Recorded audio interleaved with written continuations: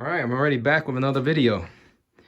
If you guessed it, it's the Demarc, the network closet. Oh, look at that mess. Now there's a door here. So this door usually covers the mess so you don't see it. Right, that's how it usually goes. So it's okay. No one sees it. It's in my laundry room. I don't know why the builder put this entry into the laundry room where there's moisture. That just doesn't make sense, but it's where they put it. So I have my some cabling here for power. Goes up this conduit along the wall up there, and there goes my infrastructure.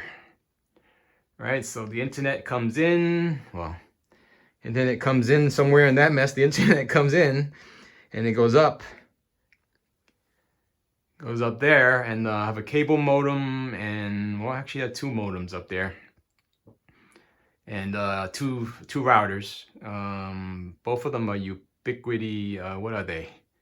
Edge router 4s, ER4s. Yeah, two ER4s, one for AT&T and one for Spectrum. And I have them set up with a VIP to go out to the internet, and AT&T wins out because it's the faster connection, so it's a VRRP. That's just for hardware redundancy because you don't know when those things will die. So just in case a router dies, I have VRRP set up just to have a single outbound VIP. And then that comes back down and goes to my core switch here. On this thing here, I don't know if you can read it, but you probably shouldn't be reading it. That's all my subnets and ports, and I think it's kind of old. I probably have to update it, and I definitely have to update the patch numbers here to these cables because I've changed it out a bit within the last year, so I have to relabel those cables to the ports they're on.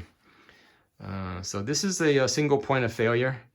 I'm thinking about buying a spare switch and just setting it up, configuring it the same, and then I don't know about testing it, but definitely configuring it up the same, and then just put it aside. And if this switch dies, pull out the other switch, and then if I have them labeled correctly, right? If I have these labeled correctly, I should be able to just plug them right into the right ports that they belong to, and away we go.